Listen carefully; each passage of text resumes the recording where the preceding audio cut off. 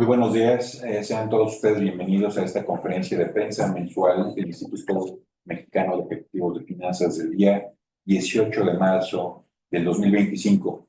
Voy a permitir presentar a los miembros del Presidium. En primer lugar nos acompaña la licenciada Gabriela Gutiérrez Mora, presidenta nacional del IMED. Buenos días, bienvenidos. El maestro Vicente López Portillo Covarrubias, presidente del Consejo Técnico del IMED. El licenciado Víctor Manuel Herrera Espinosa, presidente del Comité Nacional de Estudios Económicos. Buen día. También nos acompaña el contador público certificado Pedro Aguilar Domínguez, presidente del Comité Técnico Nacional de Estudios Fiscales. La MBA Sofía Gamboa de la Parra, presidenta del Comité Técnico Nacional de Transformación y Economía Digital. Bien. Y su servidor Gerardo González Ayala, director general del Instituto Mexicano de Ejecutivos de Finanzas. A continuación, le voy a ceder la palabra a nuestra presidenta nacional para que nos apoye con la lectura del boletín de prensa. Adelante. Muy buenos días, vamos a dar lectura al boletín de prensa en sus mensajes principales. Nuestra encuesta del mes de marzo nos muestra una desaceleración adicional de la economía. La proyección de crecimiento del Producto Interno Bruto arroja una mediana que únicamente 0.6 contra 1% del mes anterior. Por primera vez, 4 encuestados reportan expectativas de crecimiento negativo, mientras 30 calculan un crecimiento menor al 1%. El entorno actual de imposición de aranceles a aproximadamente la mitad del monto que exporta México a Estados Unidos se suma al desánimo de inversión que se observaba el año pasado con la aprobación de las reformas, particularmente la judicial y la de los organismos autónomos. Recordemos que la encuesta la realizamos en forma mensual a través de nuestro Comité de Estudios Económicos, que está compuesto por más de 40 economistas, y esto es lo que en principio nos arroja únicamente un 0.6 contra un 1% que teníamos el mes anterior. De persistir la aplicación de aranceles a los productos mexicanos que se exportan a los Estados Unidos, se generarán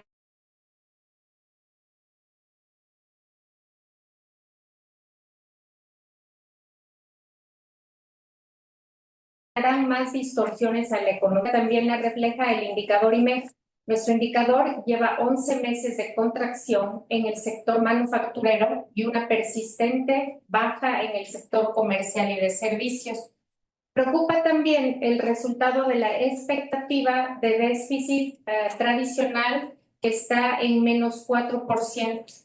Al sumar los requerimientos financieros del sector público, el déficit ampliado pudiera llegar alrededor de menos 5%, un nivel muy alto que pone en peligro la estabilidad de la calificación soberana. Al confirmar la calificación del país, algunas calificadoras mencionaron en su comunicado que esperan un déficit de aproximadamente 3% este año.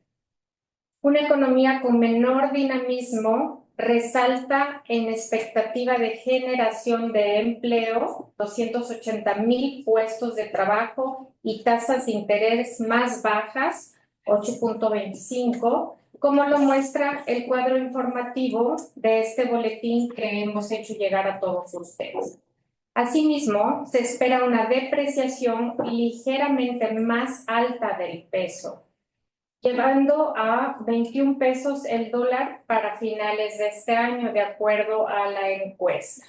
Con respecto al impacto de los posibles aranceles en la inflación y tipo de cambio, hasta el momento no se observa una afectación significativa. Las primeras proyecciones para 2026 muestran debilidad en las variables, como se puede observar en el cuadro inferior del boletín. Finalmente, con respecto a la afectación y comportamiento del sistema financiero a consecuencia de la declaración de los cárteles como organizaciones terroristas, 6 cárteles mexicanos fueron incluidos en los listados de la OFAC, pero todavía no se enlistan las personas bloqueadas relacionadas a actividades de terrorismo. Aun cuando México cuenta con una regulación de prevención de lavado de dinero, los bancos y empresas tendrán que tomar medidas para fortalecer sus estrategias para evitar hacer trato con empresas que pudieran ser identificadas con manejo de recursos de procedencia ilícita. Bajo este contexto, secundamos los comentarios del nuevo secretario de Hacienda en el sentido de que el marco regulatorio y la coordinación con entes regulatorios internacionales se tienen que adecuar para poder enfrentar con efectividad el financiamiento a los cárteles designados como organizaciones terroristas.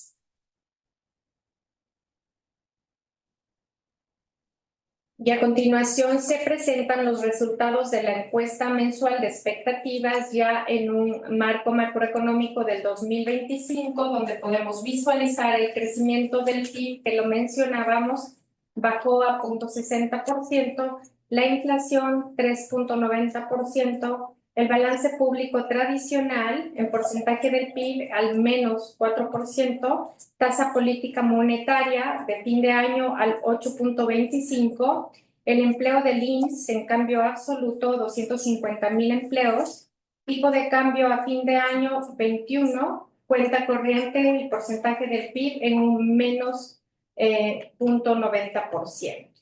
Eso es lo que tenemos. También tenemos un comparativo trimestral de cómo se han presentado, donde destacamos justamente el crecimiento del PIB, que a enero del 2025 estábamos en el 1%, igual que en febrero, y ahora se ha bajado esa perspectiva al 0.6%.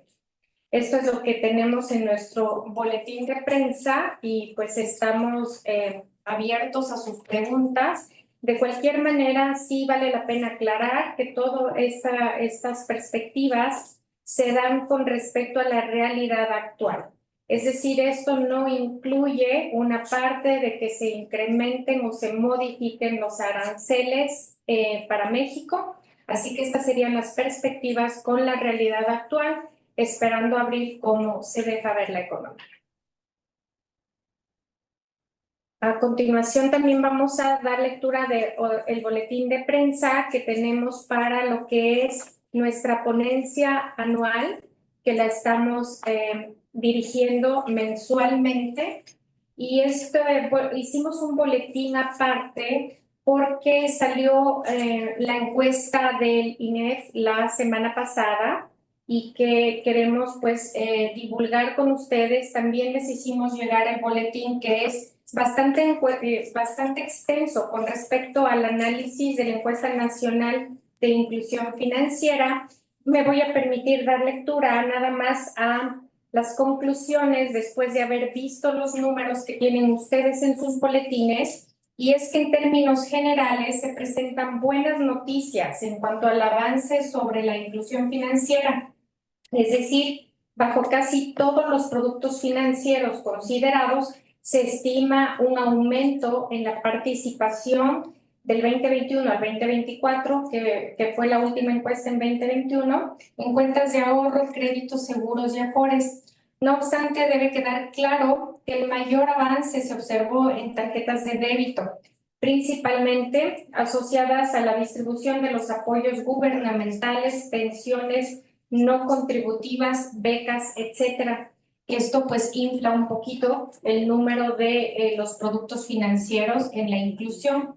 Otra buena noticia palpable en lo que se refiere al uso de mecanismos digitales para los asuntos financieros es que los usuarios de servicios financieros hacen ahora más pagos con tarjeta y transferencias bancarias, aunque el uso de efectivo sigue siendo mayoritario.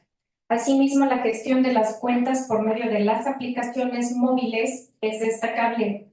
A pesar de los avances que hemos mencionado, el ENIF en 2024 señala que todavía quedan muchos aspectos por atender y por fortalecer.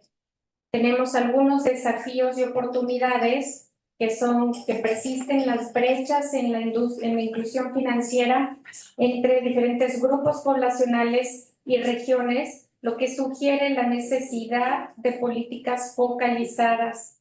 También el aumento en el uso de servicios financieros digitales presenta oportunidades para una mayor inclusión, pero también desafíos en términos de educación financiera y acceso a la tecnología. Estas conclusiones reflejan un panorama de mejora general en la inclusión financiera en México, con avances significativos en el uso de productos y servicios financieros, especialmente en el ámbito digital, pero también señalan áreas de oportunidad para seguir promoviendo un acceso más equitativo y amplio en los servicios financieros en todo el país. Realizamos un boletín muy detallado con nuestras opiniones y comentarios con respecto a los números que se han presentado a través de esta encuesta en el ENIF, que es realizada por la Comisión Bancaria y de Valores en conjunto con el INEGI. Y también tenemos en esta oportunidad nuestro segundo capítulo de la ponencia IMEF, que es inclusión y educación financiera como elementos en el desarrollo económico de México. Y para ello invitamos a la maestra Sofía Gamboa de la Parra, que es nuestra presidenta del comité que tenemos de transformación y economía digital, quien nos ha hecho el favor de redactar un capítulo bastante importante e interesante que nos va a platicar a continuación.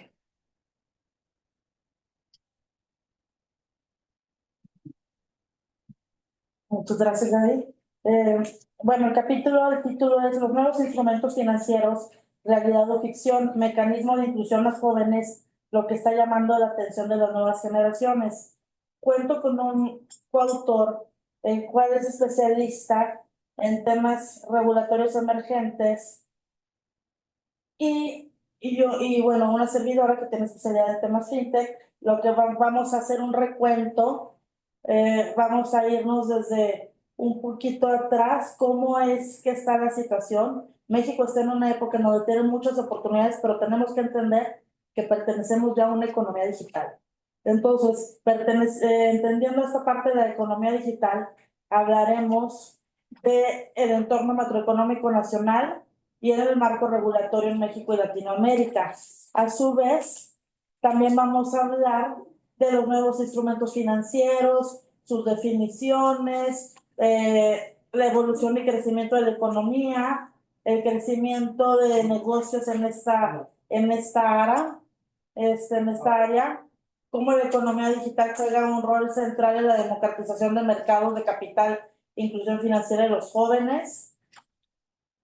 Entendamos que ellos deben de ser los primeros que adopten esta tecnología para poder, digamos que son los nuevos participantes y que ellos van a enrolar a los demás ejes de la economía, ¿no? Y vamos a terminar hablando de cómo todo esto afecta a la inclusión financiera y cómo bajo la digitalización podemos hacer una mayor expansión económica, incrementando temas como el PIB, la mejora competitiva a nivel global, su relevancia, las lecciones que México tiene que aprender de otros lados del mundo, para concluir con la importancia de crear una estrategia digital sumamente sensata y que pueda abarcar todos los ejes de la economía, ¿no? Esto es un papel que el Comité Técnico Nacional de Transformación y Economía Digital, en el cual tengo ya un poquito de tiempo participando, hemos impulsado esta estrategia, dado la importancia que que debe de existir en el país sobre este tema.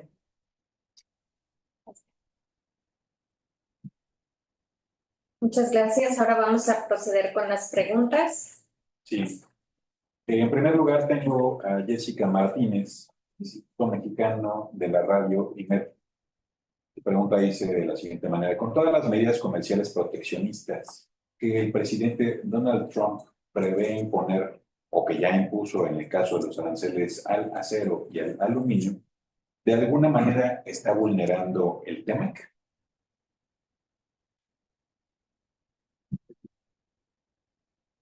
Ah, ¿qué tal?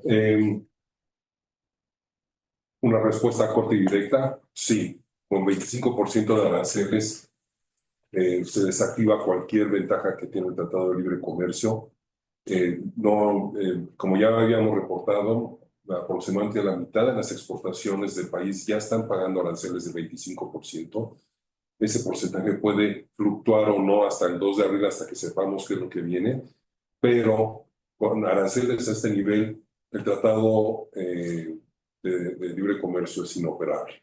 Entonces, sí es un cambio que esperemos que pueda revertirse en el corto plazo, y si no, pues tenemos que estar viendo las nuevas condiciones de operación hacia el futuro. Gracias. Ernesto Gloria, de Enfoque pide la... Hola, ¿cómo están? Buenos días, ¿me escuchan? Sí. Sí. Gracias, lamento no poder haber asistido, pero quiero preguntarles, ayer la OCDE señala ya directamente una aplicación de aranceles para México y prevé una construcción a menos 1.3 para este 2025 y menos 0.6 para el 2026. Quiero preguntarles si ustedes también verían ese escenario en caso de que se apliquen ya generalizados estos aranceles a partir del 2 de abril, ¿qué porcentaje le estarían dando a esta posibilidad? Muchas gracias. Hola, Ernesto. No hemos hecho los cálculos con ese detalle hasta que no saber cuál es la realidad que estamos enfrentando. Estos cálculos, porque está la OSD, está el Banco UBS, está el Instituto Brookings, han hecho estimaciones en base a escenarios donde solamente nos aplican los aranceles o si empieza a haber algún grado de aranceles recíprocos de nuestra parte como país. Entonces, la mayoría de estos estudios, que hasta ahora son 3 o 4, se centran en aproximadamente una contracción de 1%, 1,5% para este año. Si México tomara represalias y empieza a gravar aranceles a las importaciones americanas a México, pudiera hacerse más profundo. Hay estimaciones de estos mismos estudios, y cito directamente el del Instituto Brookings, donde pudiera haber hasta una contracción de 3%. Nosotros queremos primero ver cuál es la realidad que estamos enfrentando para podernos analizar cuál es el impacto de la misma, ¿no? Y como puedes tú apreciar, la situación está bastante fluida y tenemos información que inclusive se contradice hasta en el mismo día, como sucedió la semana pasada. Entonces yo sí te pediría que nos tuvieras paciencia al IMEF y al Comité de Estudios Económicos para poder ver cuál es la realidad que estamos enfrentando en abril, para que después podamos hacer unos cálculos y podamos compartir con ustedes.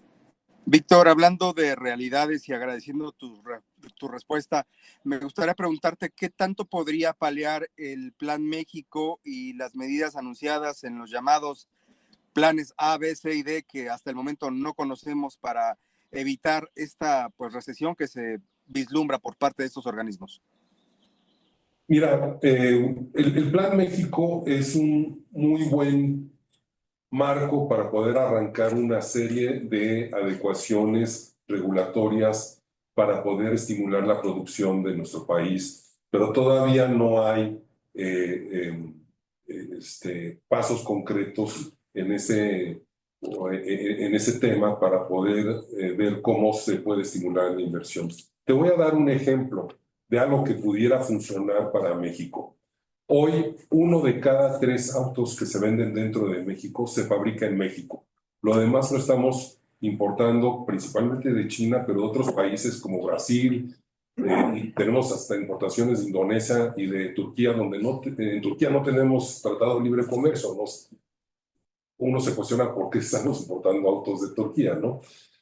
Un buen tema para discutir en el marco del Plan México podría ser sentar a las armadoras americanas con el gobierno mexicano y el gobierno americano para empezar a prepararnos a una producción mayor de autos compactos que son los que consumimos en México. Los americanos, por lo general, consumen camionetas y pickups, y esas son las que les estamos exportando, pero no les gustan los autos compactos. Lo que tenemos que hacer de nuevo es volver a producir autos compactos en México, y eso va a tomar tiempo. Entonces, una política pública que pudiera estar dirigida sería para estimular nuevamente esa producción a los autos dentro de México. Muchas gracias. Buen día a todos. Gracias, Ernesto. Ángel Pérez envía la siguiente pregunta. ¿Existe un comportamiento favorable para el peso mexicano con relación a los aranceles, pero prevén algún cambio en en sentido contrario?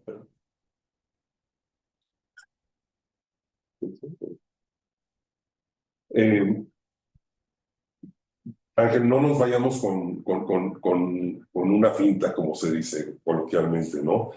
El fortalecimiento del tipo de cambio de la semana pasada no solamente fue del peso mexicano, fue de muchas monedas emergentes. Y eso lo que te lleva es a pensar que es un reflejo de un debilitamiento del dólar. Como ves en nuestra encuesta, esperamos que el tipo de cambio se deprecie a un nivel de 21 pesos al dólar a final del año, pensando en que no se va a continuar con el tema de los aranceles. El tema de los aranceles pudiera cambiar nuestras expectativas, pero estos movimientos temporales lo que te quiero decir, no veas solamente el movimiento del tipo de cambio del peso, velo también con el real brasileño, velo también con el peso colombiano, y con otros países que no están en nuestro continente, que se consideran dentro de la canasta de pares de México. Si esos tienen un movimiento similar, no es algo único de México, sino es algo más relacionado con el dólar. Y ese fue el caso que vimos la semana pasada y que estamos viendo hoy día. De hecho, hoy se depreció un poquito, ¿no?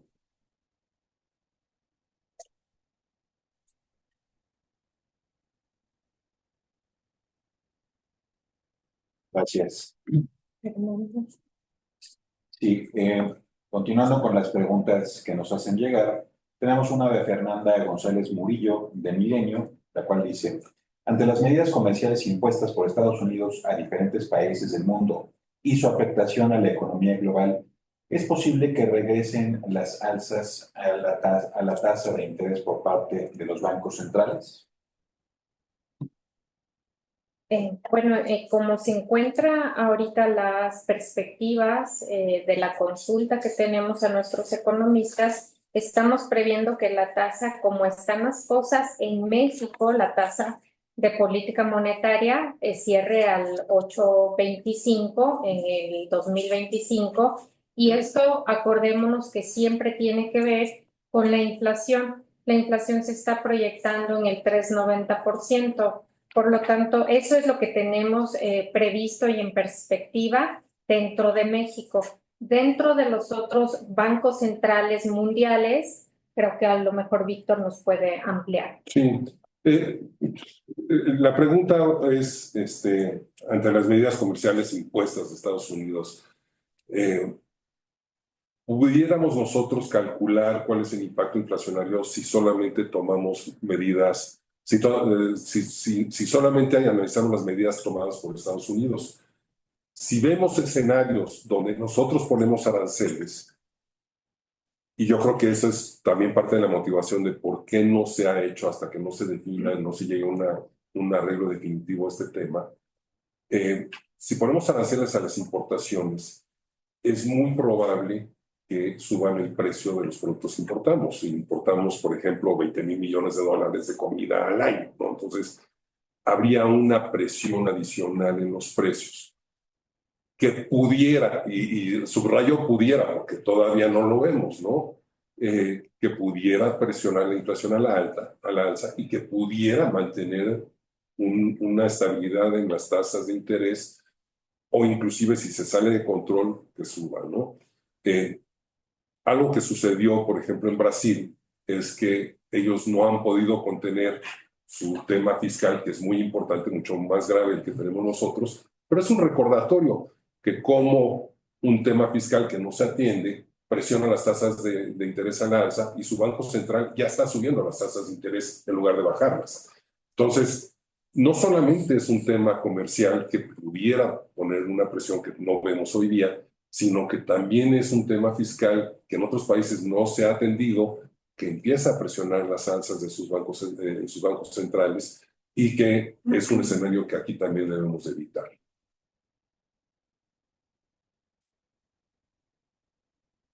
Muchas gracias. Le cedo la palabra a Miguel Moscosa, del CEO. Adelante, Miguel. Hola, buenos días. ¿Me escuchan bien? Sí. Sí. Perfecto, gracias. Solamente una pregunta igual sobre el Plan México. ¿Cómo ven la situación financiera de la banca de desarrollo, tanto con Nafin como Bancomext, que hasta el 2024 pues ya llevan varios años de pérdidas y pues desde las intenciones del gobierno federal pues buscan que sea pues ahí una palanca para impulsar este proyecto del gobierno sobre el Plan México? ¿Cómo ven a la banca de desarrollo? Gracias.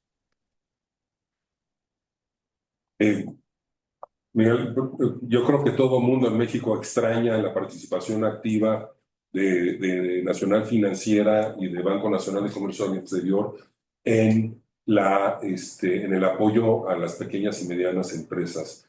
En el sexenio anterior dejaron al sector empresarial solo con la banca comercial, que muchas veces no les interesa atender a las compañías más pequeñas.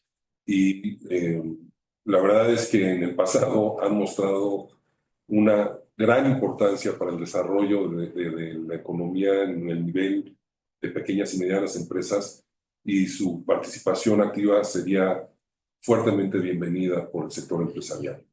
Ahí, abundando un poco en lo que dice Víctor, sí se ha visto en el tema de apoyo en la parte de garantías que se otorgan hacia la banca comercial, justamente para motivar las pymes a que tengan créditos. Tienen varias en los estados, dependiendo del estado, tienen varios programas con diferentes montos, Nafin, Bancomext, que la banca comercial puede hacer uso para las garantías.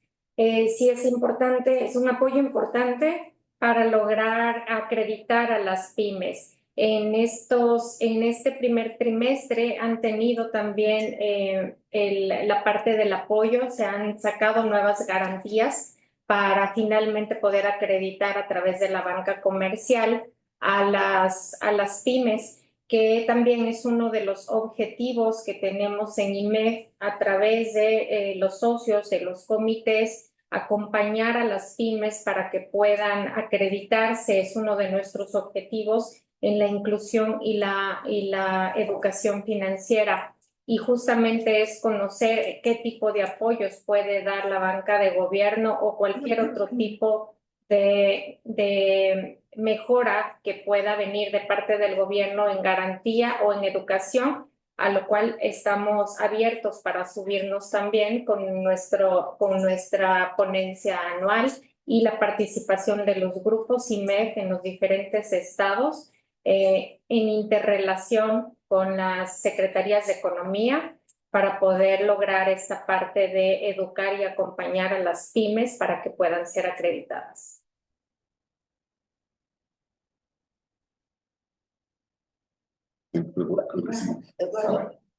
Y seguimos con el orden que tenemos aquí registrado. Tenemos a Eduardo Pérez, del financiero Bloomberg. Adelante. Gracias, buenos días a todos, compañeros, buenos días. Preguntarles, el gobierno federal, ¿cómo ha aplicado el tema de los aranceles aquí en nuestro país con las medidas de Donald Trump? ¿No deberían ser un poco más estrictas las medidas del gobierno, revisarlo más a fondo, ya que ustedes bien lo mencionan, ha visto una desaceleración en la economía, y aplicar otras medidas, o qué medidas debería aplicar el gobierno ante este panorama, ¿no? Que de verdad se me pone un poco oscuro para el país, ¿no? Difícil. Gracias. Mira, es un tema muy complicado porque además no estamos lidiando con una persona que pueda sentarse a tener una negociación duradera en el corto plazo, ¿no? Ha habido cambios inclusive en el mismo día. Hay dos corrientes de pensamiento en este tema. que cuando te imponen aranceles debes de responder inmediatamente. Eso lo ha hecho México en el pasado. No necesitamos responder directamente a los mismos productos que nos están poniendo aranceles. Puede ser dirigido, si tú te acuerdas, en 2018 se hizo, por ejemplo, a las manzanas del estado de Washington, al bourbon, cosas de esas, en donde fueron dirigidas a aumentar la presión política sobre los gobiernos estatales al gobierno federal de Estados Unidos, y fue bastante efectivo, ¿no? Hoy es una situación un poco más volátil que la de hace unos años, y hasta ahora la estrategia del gobierno ha sido mantener la calma y ver cuál es la situación definitiva de aranceles para poder tomar una decisión al respecto. Y si tú recuerdas, desde febrero ha habido varios cambios. Está febrero, marzo y ahora abril. Pensando que en abril, el 2 de abril, pudiera venir la última ola de aranceles definitivos, eso sí ya sentaría en la mesa para poder tomar decisiones concretas. Yo te diría que eso está todavía en la mesa para el gobierno mexicano, y yo adivinaría, porque es un supuesto solamente, que paralelamente están trabajando rápidamente para atender el tema comercial que más le duele a Estados Unidos, particularmente con México. Tenemos el segundo déficit comercial visto de los americanos hacia nosotros. Para nosotros es un superávit, pero para ellos es un déficit comercial. El segundo más alto después de China, y no es por mucho, ¿no? Entonces, tú compara Canadá, que tiene como 50,000 millones de déficit comercial, Estados Unidos con ellos, y nosotros que lo tenemos de 200,000. Ese es un tema que tenemos que atender en la resolución definitiva de este conflicto, ¿no? Y el segundo tema es China, ¿sí? Que cada vez los productos chinos están entrando más a nuestra economía y buscan la manera de cómo colarse a través de las exportaciones mexicanas a Estados Unidos. Si empezamos a trabajar en la resolución de esos dos temas que irritan tanto a Estados Unidos, podemos empezar ya a trabajar en una solución definitiva y, con un poco de suerte, evitar una guerra arancelaria, ¿sí? Pero esto va a ser un esfuerzo que va a tomar mucho tiempo, va a tomar meses. Y mientras estamos recibiendo aranceles de productos mexicanos que se están exportando. Por ejemplo, 30% de las autopartes que México exporta a Estados Unidos ya tienen arancel de 25%. Y aproximadamente 10% de los autos ya armados que se exportan de México a Estados Unidos ya tienen aranceles del 25%. Tan solo en esos dos rubros ya son 50,000 millones de dólares de exportaciones que ya tienen tasa del 25% de aranceles. Y es lógico pensar que un empresario no va a producir para perder dinero. Si esto se prolonga mucho tiempo, van a dejar de producir. Y si dejan de producir, pues entonces se nos va a enfrenar aún más la economía. Entonces, es muy importante encontrar una solución al tema medular que originó todo esto a la brevedad posible. No sé si por eso me expliqué bien. ¿Sí? Gracias, sí. Gracias. Yasmín Zaragoza, por favor. Hola, ¿qué tal? Bueno, pues era también en el mismo sentido que mi compañero. ¿Cuál sería el impacto que tendrían estos aranceles de lo que usted ya estaba comentando, que ya se está pagando, ¿no? Que lo que nos estaba comentando en este momento son 50,000. Sí. Bueno, no, tan solo en autopartes y autos. En total son 250,000 millones de dólares. ¿Sí? El impacto que estarían. Bueno, es que tenemos que desmenuzar, y no quiero tampoco complicarlo mucho, pero de esos 250,000 millones que están pagando aranceles, hay una cantidad muy importante que pagan cero, pero que no habían recibido, digamos, su certificación de cumplimiento del TEMEC. Esa certificación cuesta más del 2,5% de la tasa de arancel de la nación más favorecida, que era la que pagaban hasta la semana pasada.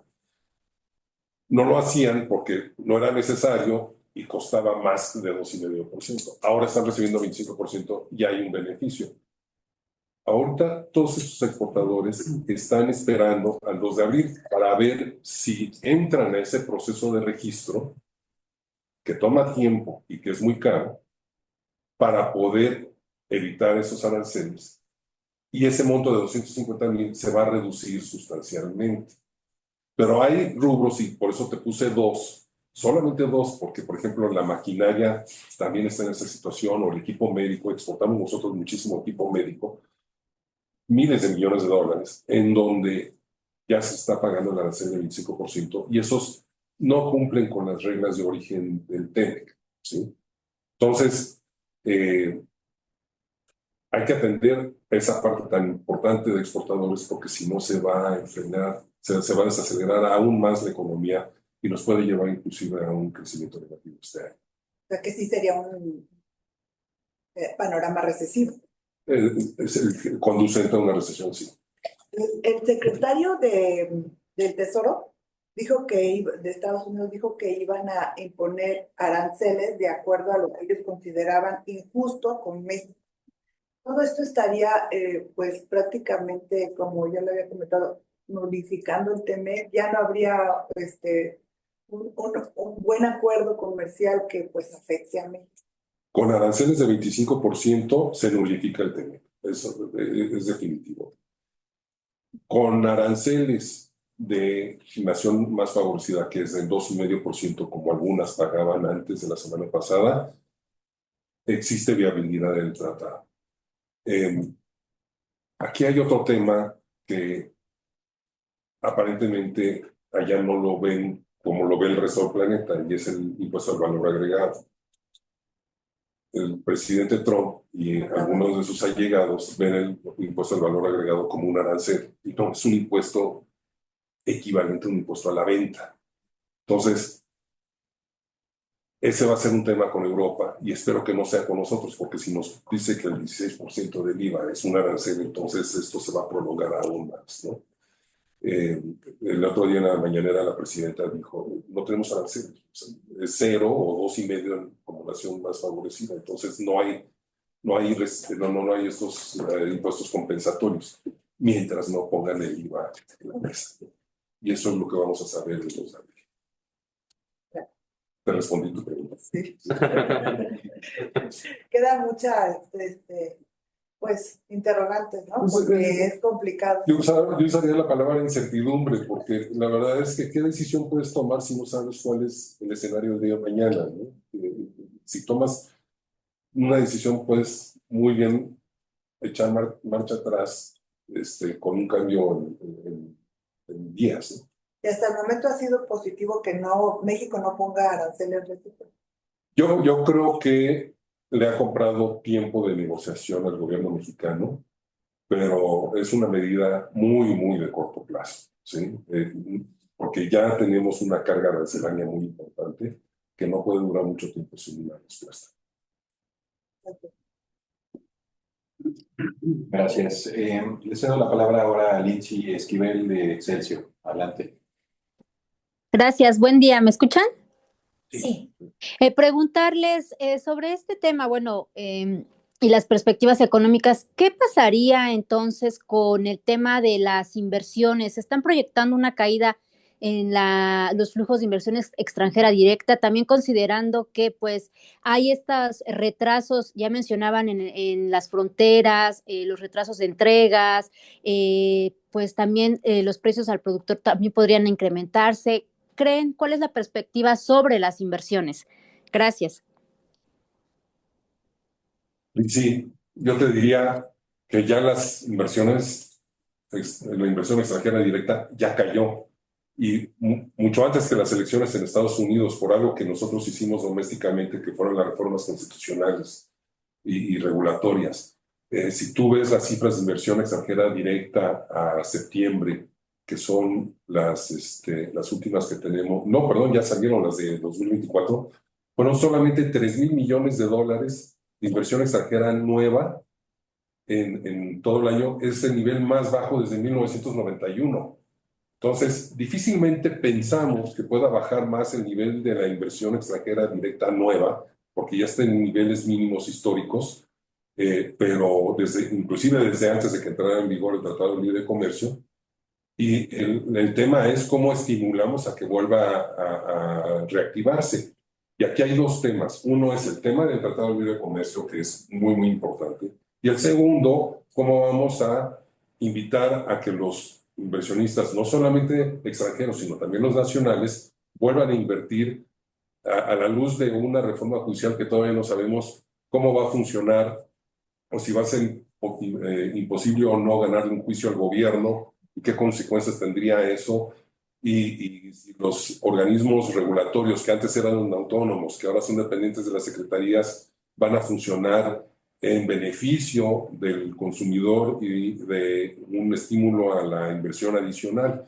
Esas son las grandes interrogantes que teníamos, inclusive antes de que llegara Donald Trump a la presidencia, y que nos han frenado la inversión en esa manera tan dramática. Entonces, pues sí, está detenida y tenemos que encontrar la manera de cómo estimularla nuevamente. Disculpe, pero ¿tienen alguna perspectiva de flujos de inversión extranjera directa al cierre de este año? ¿O por lo menos primer trimestre? Mira, no tenemos un cálculo porque lo único que podemos hacer es tratar de proyectar lo que vimos ya en 2023 y en 2024. Y en 2024 fueron aproximadamente 700, 800 millones de dólares por trimestre, ¿no? Entonces, yo pensaría que no ha habido ningún cambio para poder reactivar la inversión de una manera importante. Si tú ves los años anteriores, la inversión extranjera directa nueva, que es el flujo nuevo que entra a México, estaba entre 10 y 15 mil millones de dólares por año, y ahorita estamos en 3 mil millones de dólares. Entonces, hasta que no se resuelvan esos dos temas, yo no vería cómo se reactivaría la inversión. Gracias. Muy bien, ya no tenemos más preguntas y interesados en hacer preguntas, por lo cual me voy a permitir ceder la palabra a nuestra presidenta nacional para que nos ayude con la clausura de la sesión. Sí. Muchísimas gracias por su asistencia a esta rueda de prensa. Nos mantenemos en lo mismo, en la recomendación de mantenernos informados y al tanto de las perspectivas de IMEF y de su Comité de Estudios Económicos, también de lo que nos dicta el indicador IMEF, que pues tiene una difusión en los primeros días de cada mes y es un indicador adelantado a la economía que nos permite visualizar cómo las empresas están viendo su crecimiento o decrecimiento de acuerdo a la realidad actual, y decirles y ratificar que todo esto lo hemos sacado con la realidad que tenemos actualmente, sin considerar lo que puede pasar o cómo puede venir el tema de los aranceles u otros cambios políticos o económicos que se den dentro de México. Agradeciéndoles mucho e invitándolos a que estén en contacto con nosotros a través de nuestra directora de prensa y también en seguimiento a lo que estamos haciendo por el país, que es esta parte de la ponencia y la educación financiera y la inclusión. Muchísimas gracias por su asistencia. Buenos días.